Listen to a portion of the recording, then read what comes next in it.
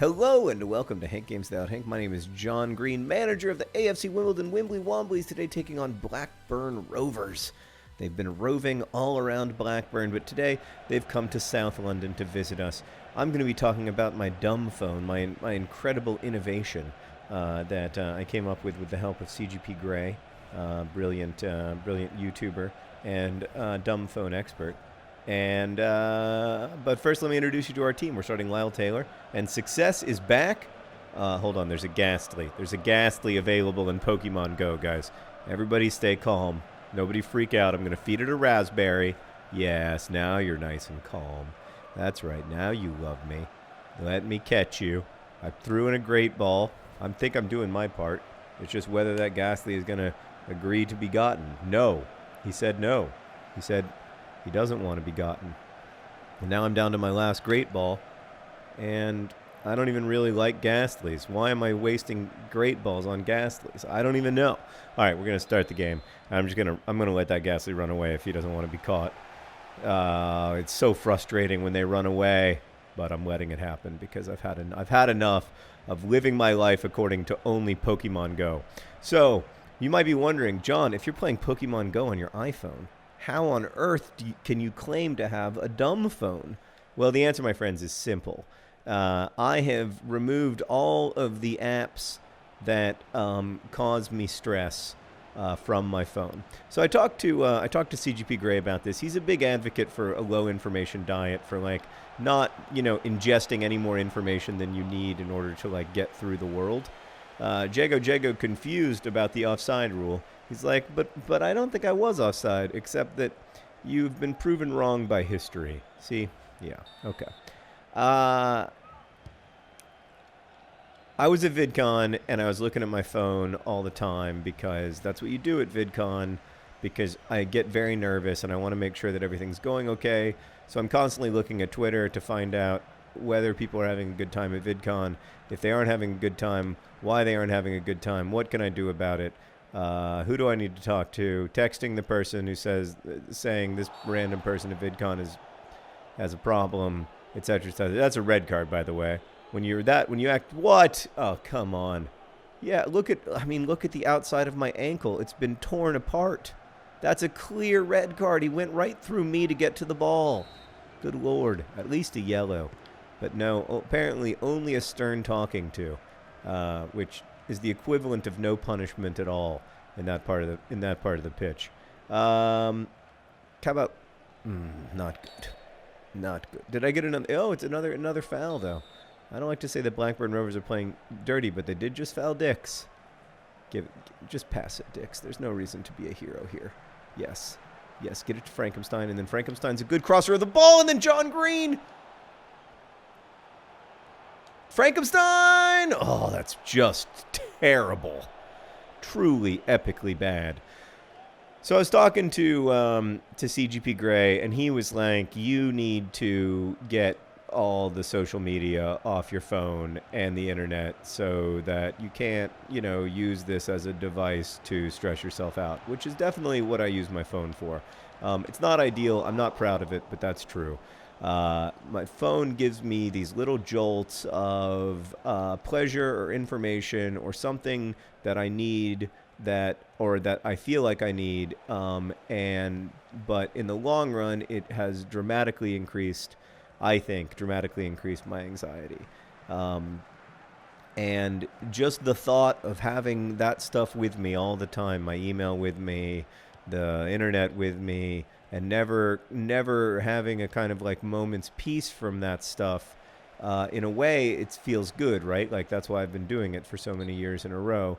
But in another way, oh, come on. We're taking it all the way back because that guy, come on. That's terrible.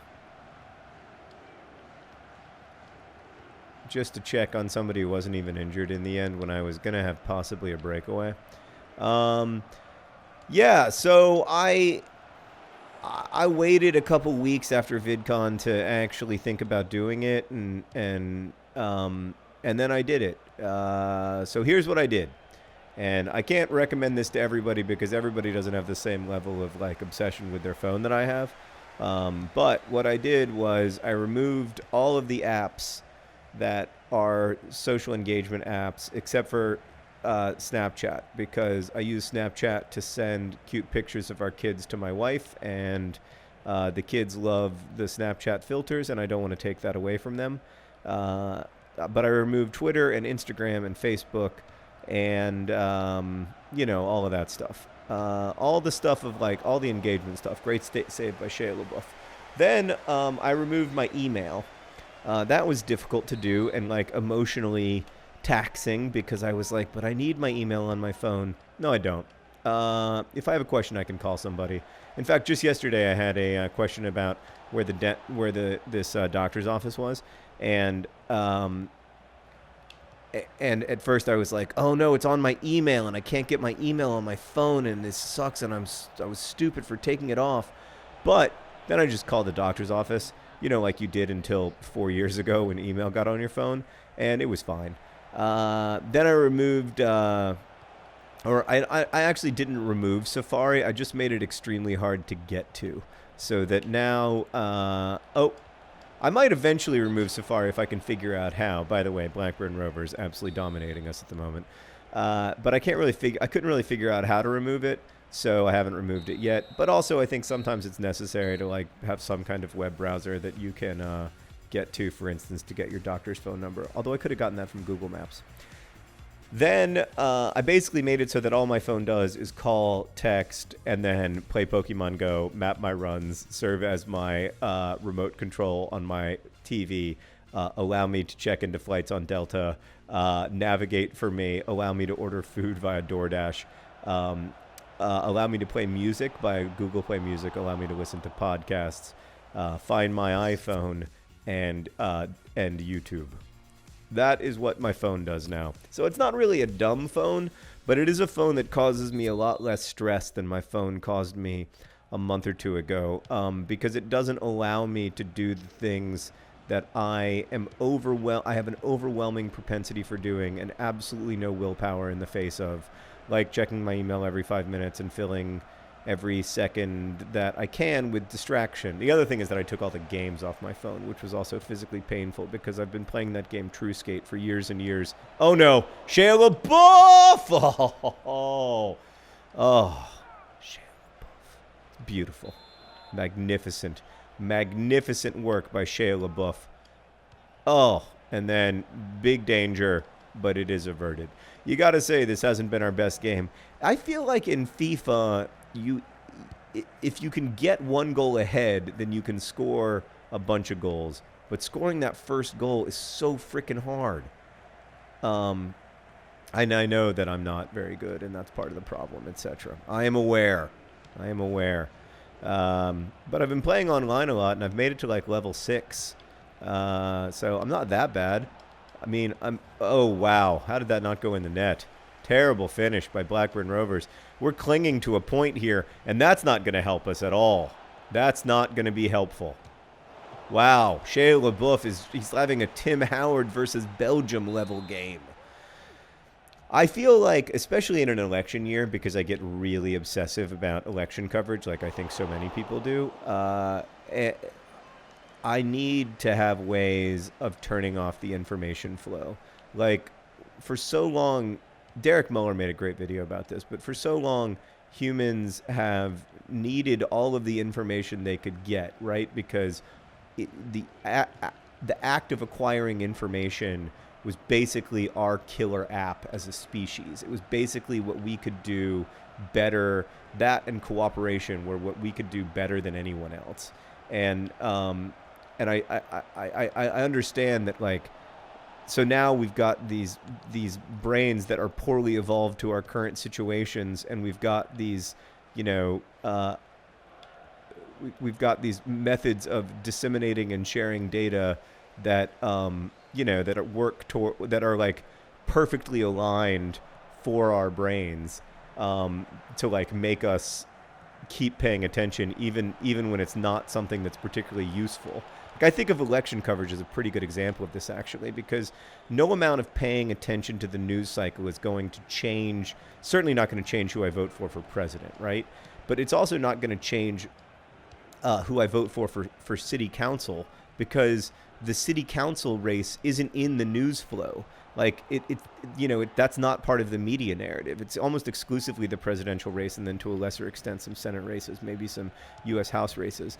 But like that's the news cycle is mostly about this one particular elected position that is the most important one, the president, but is also but it in a way, like the obsession with that one office means that we pay less attention to local politics than we ought to, which in turn, like, I don't know, it just makes the whole thing so messed up to me. Oh, it had to be a finish there. Lyle Taylor, you had the opportunity. We'd been waiting all game long for that, and it finally happened, and then it was all for nothing. Speaking of all for nothing, I think I'm going to take out John Green, who tires so quickly these days. He's not as young as he used to be, and I'm going to bring on Dicko. And we're going to see if that works. But we probably won't even get to make that substitution because it's already the 84th minute. So, yeah, I just feel like my brain does not benefit from more information right now, and I mostly use it as a distraction technique. And so I am trying really hard to find ways to be less distracted, to, and in a way to be bored, to let myself be bored, to give my brain that time that I think it needs and benefits from, that we used to call boredom back when boredom was was a thing that people had to experience. And there is something, right, like deathly dull about boredom. There is something that's kind of terrifying about it and painful about it. But I feel like the situation I found myself in now is equally frightening, if not more so, that I can't, I can't effectively process boredom. By the way, I feel like this game helped you effectively process boredom by virtue of having no goals in it. I'm sorry. I'm sorry that we can't score. I don't know what the issue is. We score sometimes. We scored in the last game. We also gave up 2 goals. So there you have it. 0-0 draw for the Wimbly Womblys. Still in the playoff positions, which is good. But anytime at the end of the game the highlights are all a bunch of fouls, you know that it didn't go that well. Thank you for watching. Best wishes.